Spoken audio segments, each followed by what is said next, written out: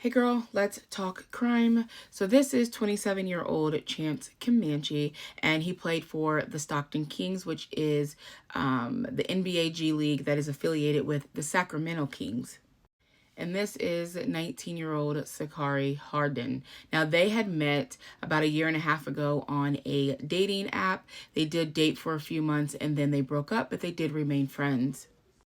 This is 23-year-old Marina Rogers. She is a medical assistant from Washington. However, on the weekend of December 1st, she was in Vegas with Sakari, and their intentions were to prostitute. So both of them do participate in sex work. I mention this because it is relevant to the case, not to disrespect them in any way. So Marina and Sakari are friends. However, there are some current issues. So there was one article that talked about Marina saying that she was going to smoke Sakari if she did not return a Rolex watch that belonged to her. And then there were also issues that Marina was going around stating that Sakari had implemented another man in a double murder, which led to his arrest. And that now Sakari wanted to silence Marina. So on December 4th, Chance had checked into the M Resort and Casino in Henderson, Nevada, where he was going to play a game the following night with the Kings.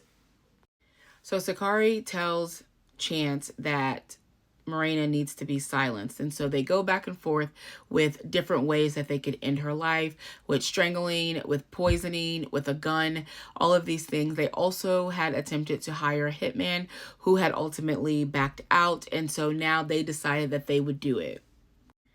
So now the plan was that Chance was going to pretend to be a trick, and they were going to reach out to Rogers so that she could meet up, because the plan was he wanted to have a three-way with both of them and would pay $1,000. So after his basketball game, he had met with Sakari by getting into her car. Now they went to go pick up Rogers where her friends had brought her, and they knew why she was going, where she was going. They knew that she was going because she was an escort, and they knew that she was going to be having sex, and that there was this deal set up as a three-way with Sakari. However, they did see a man in the back seat that they did not know, and they were a little kind of confused by that, but they did drop her off, and that was that. So all three of them end up driving to this cul-de-sac after they had gotten liquor, and that is when Sakari tells Marina that he is into kinky sex and that he wants to tie them both up first. And so Marina understands why she's there and she agrees. And so she begins to take off her clothes. So now at this point is when Chance takes an HDMI cord, puts it around Marina's neck, and begins to strangle her. Sakari is on top of her and strangling her from the front. According to Chance, he stopped choking her with the HDMI cord after about 10 seconds when he realized that she was struggling to breathe. However, Sakari did not stop. Once they realized that she was deceased, they then drove and pulled over to the side of the road in Henderson where they had dumped her body, and then they had taken rocks to attempt to cover her up. They did say that they used towels so that their DNA would not get on them. They then smashed her phone, and they drove back to the hotel where Chance would leave and end up leaving with the team around 8:50 a.m. that morning. After the murder, they had kept in contact, and he was coaching Sakari on kind of how to respond to the police, what to say in the interview, what to say when you're asked certain questions, to avoid them being caught.